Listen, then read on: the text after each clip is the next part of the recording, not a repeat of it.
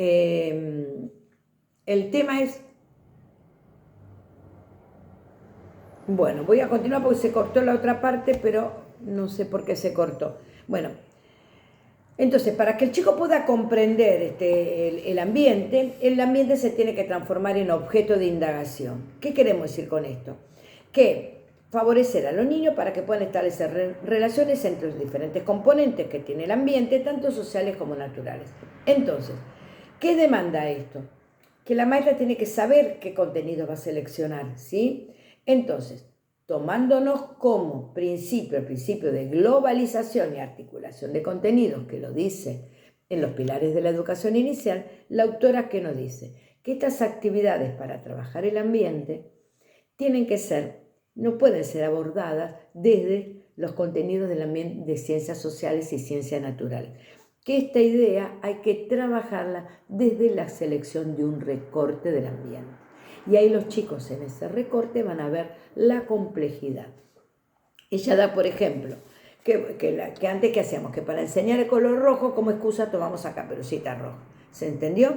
Y para hablar de la conformación de la familia y para hablar sobre una unidad sobre el zoológico, se aprovechaba y se enseñaba conteo. ¿Se entendió esto que yo les contaba en los pilares? A veces no sabíamos aprovechar ese recorte. Íbamos al zoológico, mirábamos, después hacíamos un dibujito, contábamos los cuántos animales había, cuántas jaulas, y nos quedamos en cuestiones bastante aisladas, ¿sí? Y esto no permitía ni ampliar con nuevos conocimientos, ni ampliar su vocabulario. ¿Y qué dejábamos? De lado aspectos centrales de ese espacio. ¿Bien? Entonces, el principio de globalización y articulación de contenido no se interpreta y decir, bueno, nosotros no podemos tomar, bueno, aprovecho y enseño matemática. No es una excusa el recorte. El recorte es lo que le da sentido. Desde el recorte se apelan a los contenidos, ya lo vimos en el primero, ¿bien? Entonces, yo no tengo que pensar, ¿qué voy a enseñar de ciencias sociales y ciencia natural? ¿Qué recorte del ambiente selecciono para ir a ver qué contenidos de ambiente social y natural, o de prácticas de lenguaje, o de matemáticas, y de matemáticas, sirven para abordar este contenido? ¿Se entendió este recorte? ¿Bien? Entonces, ¿qué perdíamos? Aspectos centrales, como las personas que trabajan, la relación entre la construcción y los animales que se alojaban, la discusión sobre lo positivo o negativo de tener animales encerrados en esos lugares, que de hecho lo vimos cuando vimos el video de cuando los chicos fueron al zoológico. Fíjense ustedes cuántos aspectos se analizaron, pero también se empezó a analizar cómo esto de tener en los animales, que hoy en día ya el zoológico ya fue trasladado. Entonces, ¿qué dice en el punto B? Que en realidad los contenidos no es el centro, es el instrumento. ¿Qué quiere decir? Porque es lo que me va a permitir analizar y comprender ese recorte. No es el contenido de sociales y naturales, no es en efemérides, la Revolución de Mayo, causas, no es el hecho histórico de como el acta, sino qué tomo para poder abordar esos contenidos. Por ejemplo, cómo se vestían en esa época, cómo viajaba la gente en esa época, y ahí puedo llevarlo después a cómo eran las viviendas en esa época para después poder llevarlos a la contextualización de lo que era la Casa de Tucumán, por ejemplo, o el Cabildo o las calles de esa época. Entonces, por lo tanto, los chicos tienen que tener un contexto, ¿sí? Un marco de situaciones que permita construir esos conocimientos con sentidos. Es decir, que el marco de prácticas sociales reales. ¿Y cuál sería un marco de prácticas sociales reales? Un recorte de la mente. Bueno, vamos a analizar, vamos a ir a indagar la panadería, vamos a ir a indagar la plaza, vamos a ir a indagar el museo. Recortes conocidos, pero también recortes desconocidos para los chicos. ¿Para qué? Para que con un recorte el chico pueda ver todos los significados que tiene esa recorte desde lo real, ¿sí? Y cómo se van entrelazando, sin necesidad de recurrir a formatos simulados, hacemos como, bueno, a ver, el rojo, a ver, ¿dónde vemos el rojo? No, con una situación donde veamos, qué sé yo, una plaza, que los juegos están pintados de rojo, ahí los colores empiezan a tener un sentido, ¿sí? Después en el C dice, aprender supone sucesivas reorganizaciones del conocimiento. Por lo tanto, demanda tiempo y diferentes y variadas situaciones de esos conocimientos, donde esos conocimientos tengan la oportunidad de elaborarse, cuestionarse y complejizarse. Es decir, que no es posible pensar en propuestas aisladas. Por eso aparece ahora, que después lo vamos a ir viendo, esto ténganlo en cuenta, por eso antes dábamos un montón de actividades sueltas. Si ustedes miran las carpetas de ustedes cuando iban al jardín, están llenas de técnicas. Pintamos con témpera, después recortamos, pegamos. No hay una sucesión ordenada de actividades, ¿sí?, conectadas entre sí, donde el chico tenga la posibilidad de volver y experimentar y apropiarse de esa nueva, de elaborarlo, cuestionarlo, ampliarlo, complejizarlo. Y acá aparece la idea de secuencia o de recorte del ambiente o de proyectos, ¿sí? Después lo iremos a ver. En el D, lo nuevo a aprender se construye a partir de conocimientos previos. Bien, esto ya lo vimos anteriormente.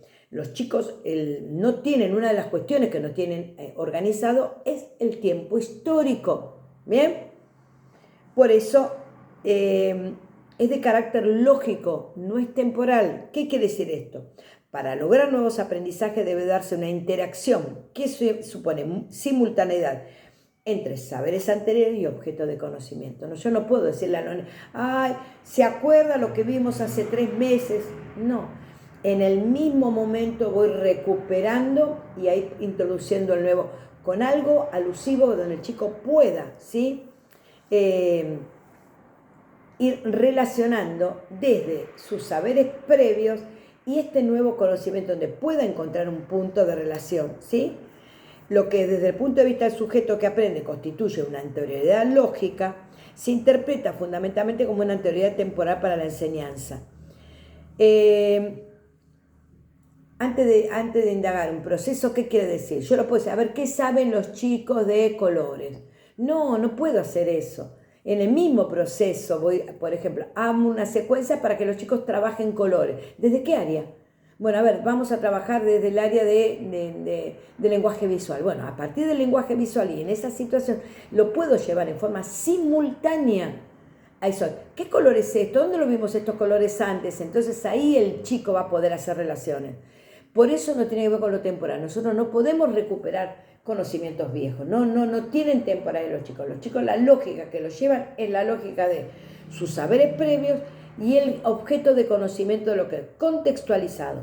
¿Sí? La anterioridad es lógica, no es temporal. Espero que lo entiendan. Es en el mismo momento de la enseñanza donde uno puede interaccionar lo que los niños traen y lo nuevo que deben conocer. Por ejemplo, les queremos enseñar un juego que se jugaba, cómo jugaban los niños en la época de la colonia o en la época de la independencia. No puedo llevarlos ahí directamente a los chicos. Entonces, ¿qué puedo hacer? En ese momento, pues, ¿a qué juegan ustedes? ¿Bien? Entonces podemos traer, o qué están jugando estos nenes, y ahí los chicos pueden relacionar, para después poderlos llevar a esa temporalidad que los quiero. ¿Se entendió? Entonces, es de la lógica de la enseñanza, no de la temporalidad de los chicos. Yo no puedo en un momento decir, bueno, a ver, quiero ver a qué jugaban los chicos. No, es en el mismo momento de la enseñanza y con esa misma propuesta que uno toma en cuenta sus saberes previos. Esta simultaneidad entre enseñanza de lo nuevo con los saberes que ellos traen los chicos, y acá lo dice esta autora, que es, ya que es durante la enseñanza cuando se produce una interacción entre los marcos asimiladores de los sujetos y lo nuevo que debe conocer. Esta simultaneidad obliga al docente a formular ciertas anticipaciones acerca de los saberes que portan sus alumnos. En el momento que se desarrolla la propuesta, deberá observar, escúcheme, y registrar el nivel de conocimiento que tienen sus alumnos. Por ejemplo, a fin de cotejar sus anticipaciones y realizar los cambios si fuera preciso. Por ejemplo, mientras se enseña, bueno, a ver, la casita robada. ¿Quiénes son? A no ser que uno ya lo sabe de años anteriores los nenes. Bueno, pero vamos a ver, les voy a dar el juego y vamos a ver quién juega o no. Y ahí me voy a dar cuenta si saben mucho, si no saben nada, si les cuesta mucho el juego de regla. Entonces, en la misma propuesta de lo que sería el juego anticipatorio o la propuesta anticipatoria o exploratoria, a ver qué saben los chicos de este juego, es donde ahí el docente ve los alcances de y lo que los chicos ya saben o no de este juego. ¿Para qué? Para poder hacer las modificaciones necesarias. Bien, se trataría de explorar mientras se enseña y se aprende los conocimientos de los alumnos involucrados en en los significados que otorgan a los contenidos, de modo de avanzar a partir de las interpretaciones que ellos realizan mientras enseñan. Vemos, por ejemplo, les muestro la panadería. En el mismo enseñar, a ver, ¿qué saben los chicos de la panadería? A ver, ¿van a comprar la panadería? ¿Qué van a comprar la panadería? Por eso es lo que se llaman las preguntas anticipatorias o las situaciones anticipatorias. O le doy un juego a la panadería para ver cómo juegan, cuánto saben jugar, qué saben de la panadería. En la misma propuesta se trabaja con los saberes previos. Bien, no podemos hacer como en otro nivel un ejercicio con a ver qué saben de esto, qué saben de lo otro. Esto es importante. Por ejemplo, muchas veces los chicos escriben 109 por 19. Esto es así porque al decir 19 escriben tal como les suena la palabra 10 y 9. Bien, observando y comprendiendo la raíz de los errores de ese niño constructivo, por eso ustedes tienen que saber las áreas, qué errores constructivos tienen los chicos, ahí en base a esos errores es donde se van haciendo, uno va haciendo las diferentes interpretaciones. Voy a leer. Y dice que a pesar de que el aprendizaje es un proceso individual, se realiza en el seno de un grupo. Y acá aparece el trabajo en pequeños grupos y la importancia del grupo para aprender. Nosotros aprendemos de otros y con otros. Y máxime si son pares. A veces un par se lo dice mejor que nosotros que estamos dando tantas vueltas como adultos, ¿sí?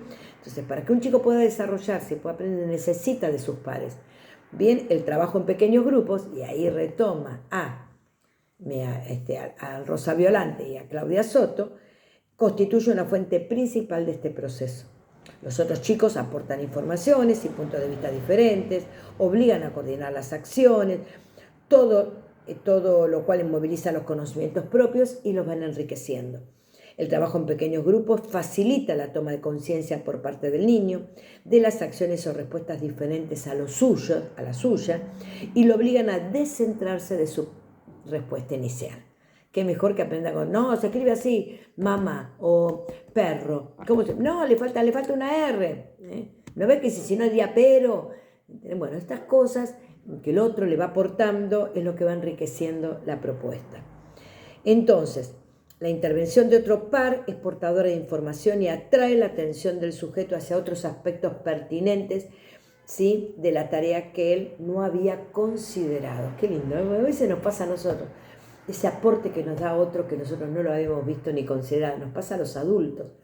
Así, por ejemplo, dice la autora, es común observar las discusiones en un pequeño grupo cuando al jugar con 1 o 2 dados para que por turno cada uno vaya completando una tabla en la que figuran casilleros que se deben completar colocando fichas según el número que se sacó. El que se equivoca al contar es corregido por el resto. Y es así. No, se cuenta así. Después le voy a dar situaciones de matemáticas donde se va a ver cuando los chicos cuentan, cómo cuentan. Fíjense hasta ahora que ya ahí toma lo del pequeño grupo, toman el primero esta idea del proceso de globalización y articulación de contenido para explicar por qué el contenido está organizado, el ambiente es parte del conocimiento. Esto de que es un instrumento, los contenidos tiene que ver con el principio de globalización y articulación de contenidos, el trabajo en pequeños grupos. Y ahora vamos a ir a otro que ella le da mucha importancia y que también toma las otras autoras, que lo voy a explicar en el próximo video, que es la de situaciones de presentar, que para trabajar los contenidos los chicos deben partir de situaciones problemáticas, que es otro de los pilares que estuvieron ustedes viendo con las otras autoras.